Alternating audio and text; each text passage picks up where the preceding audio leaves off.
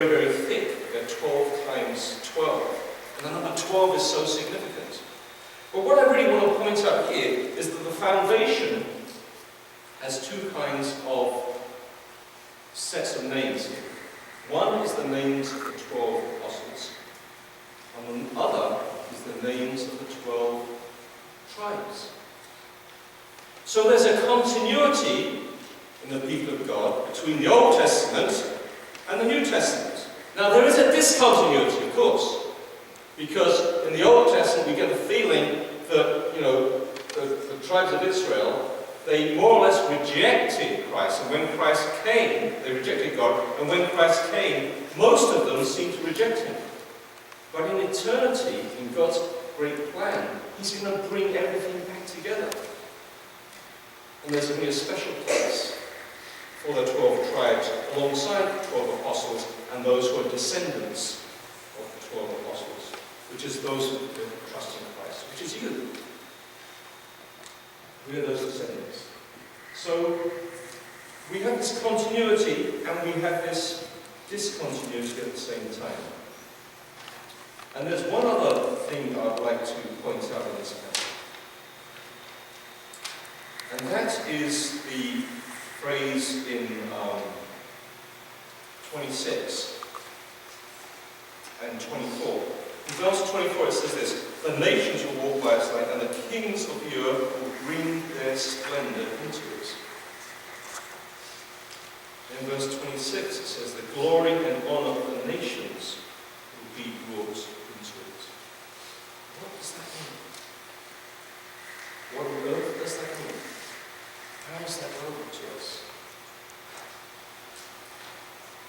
A lot of us have been traveling this summer, right? Spring and summertime, yeah? A lot of people are going to various parts of mainly Europe, some to Hawaii, maybe some to Asia as well. This is for pleasure, not business. When you go and travel to a place, what do you go there for? Food is one reason, yeah. What else? See the sights? What kind of sights? Tourist sites, okay. Tourist sites. It might be natural kind of wonders, it might be buildings and architecture, yeah. What else do you go there for? History, okay. Get a sense of how these people came to be and how that's kind of relevant to the whole thing about world civilization and culture. Yeah. Okay, what else?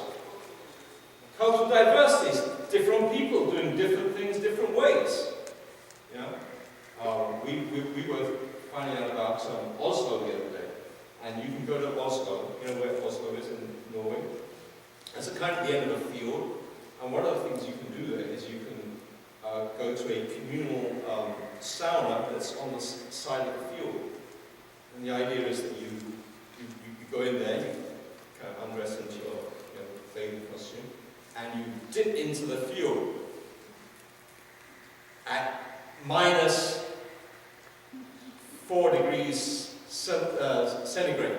That's about 10 degrees, right? Fahrenheit. And then you get out of the fuel, you climb up the ladder into the sauna, and it's at 90 degrees. So that's doing things a bit differently, isn't it? Okay, so those are some of the things we go for, right?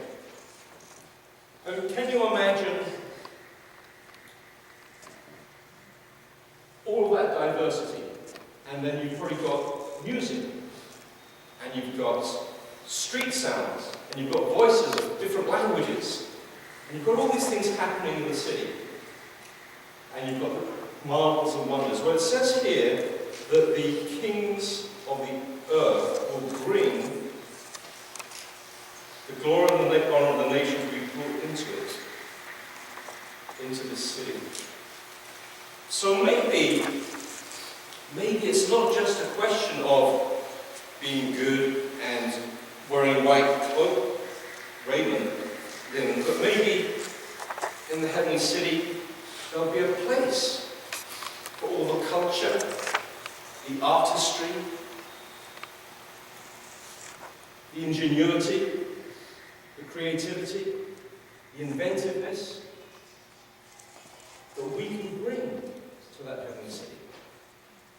But maybe this is something also that God treasures.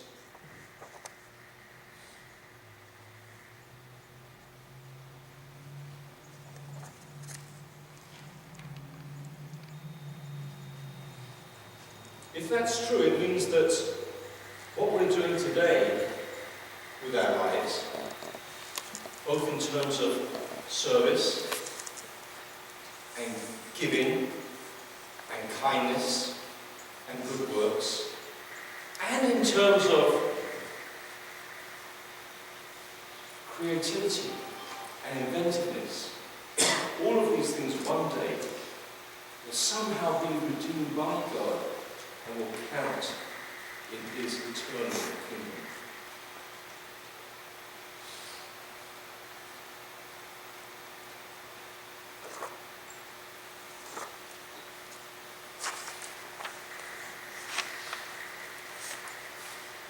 Well, there's lots of things I've kind of skipped over here.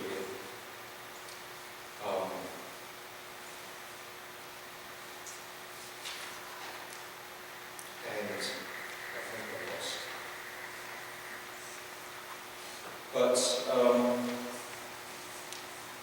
one of the issues we face, because we live in a postmodern society, especially here in Silicon Valley, is that our culture has lost its story. You know, as Christians, we have a very deep and profound sense of story. We're talking about Adam and Eve, we're talking about Noah, we're talking about Abraham, we're talking about Samuel, we're talking about King David, we're talking about the prophets, and then we're talking about the coming of Christ, and we're talking about Peter and Paul, and we're talking about the early church, and then we're talking about mission, and we're talking about Revelation and the heavenly city. We have a sense of story. There's a continuity. There's a sense in which everything in history coheres and holds together. But in a postmodern society, with emphasis on deconstruction, with emphasis on examining all the things that we assume to be true, and saying, well, is that really true? Can we really factually substantiate that?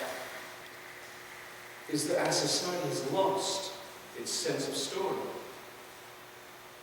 So, as Christians, we can bring back that sense of story.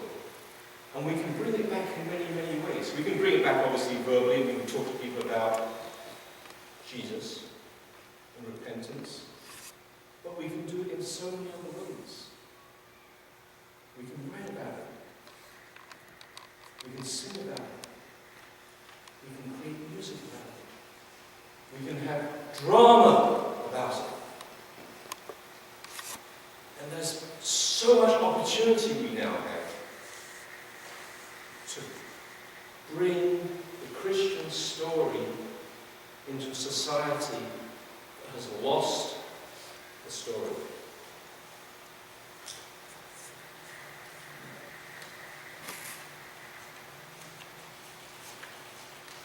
So those are just some things to think about as we write stories with our lives. You know, each of us is writing a gospel chapter each day. Today I'm going to write something with my life. You're going to write something with your life.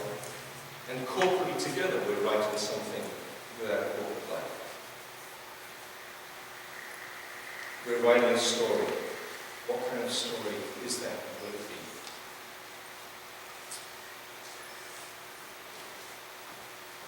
We are sure about some things. There are many things about which we're not sure, but there are some things about which we are absolutely sure. And we are sure that this life is not the only life. And we are sure that death is not the end, but is a beginning. We are sure that we will continue to be. We are sure that we will be resurrected. This may sound fantastic. It may sound crazy, it may sound absurd, but we're sure of these things because Christ was resurrected. We're sure of these things because the word of Scripture has been given to us. We're sure of these things because we trust in the Heavenly Father's love and care and provision.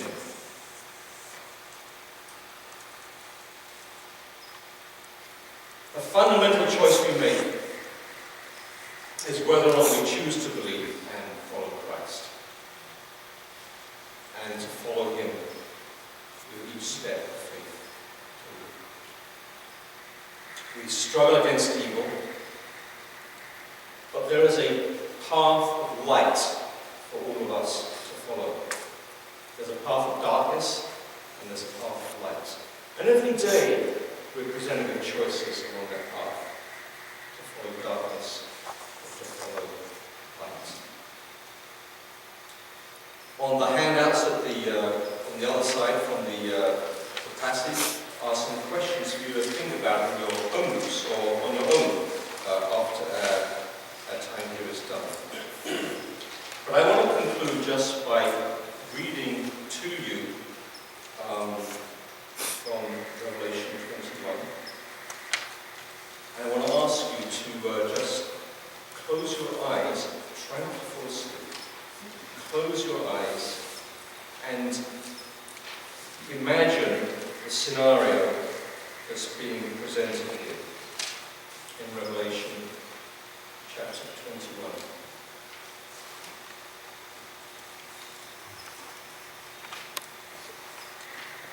And he carried me away in the Spirit to a mountain great and high, and showed me the holy city, Jerusalem, coming down out of heaven from God. The foundations of the city walls were decorated with every kind of precious stone. 12 gates were 12 pearls, each gate made of a single pearl.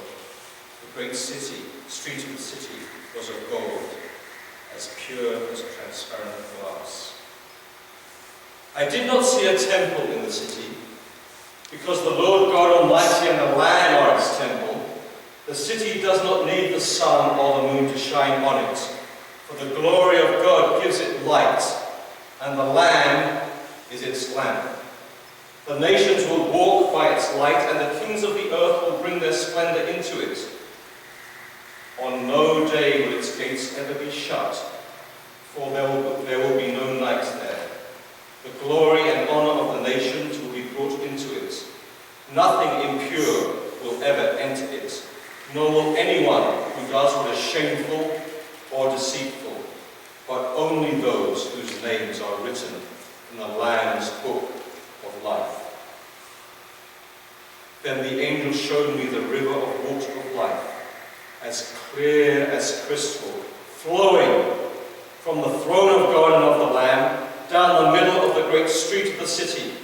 On each side of the river stood the tree of life, bearing 12 crops of fruit, yielding its fruit every month. And the leaves of the tree are for the healing of the nations.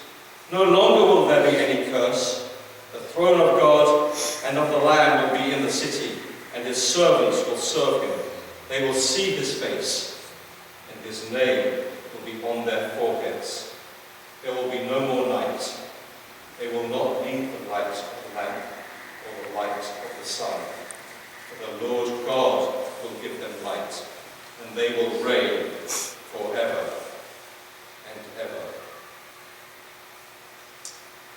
Andrew and I have been preparing for a trip to Europe for Andrew's sabbatical. She's worked very hard, 7 years, to earn the sabbatical, and I just get to go along and ride. It's great. But it's pretty complicated. We'll be visiting a lot of different places. We booked our airfares back in October, something like that. And since then we've been researching these cities and towns and places and thinking, well, you know, we arranged basically, we're going to fly into this place, fly into Stockholm, we're going to fly out of Munich, and we're going to do a lot of traveling in between. And so we've been lining up these different places and booking Airbnbs and that kind of thing and figuring out where we're going to go. And then just the last week or two we've been, in the evenings we've been watching YouTube videos and said, well, let's take look at some videos of Hamburg tonight. Or let's take a look at Alasund on the east coast of Norway. Or let's take a look at Gotland in the Baltic Sea. And we've been watching these videos, getting really pumped. But you know what? We're going to be carrying backpacks. And I've got a slightly larger backpack. Guys are clothes are kind of bigger than goods, that's right. Andrew's got a slightly smaller backpack. I meant to bring it on. But we're going to fit all our belongings into these backpacks. Enough clothes for 5 weeks into a backpack. It's like, how are we going to do that? How many pairs of shoes can I take? How many pants? But I have a lot of laundry on the way. So my question that I want to leave you with is, how are you preparing your clothing?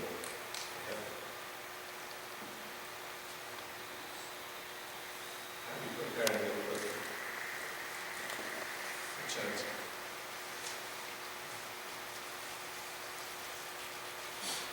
Let's just go.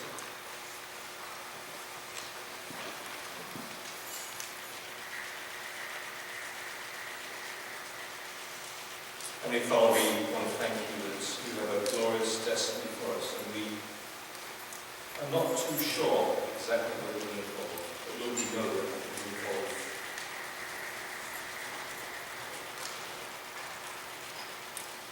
the breadth and depth of joy and celebration that we cannot imagine.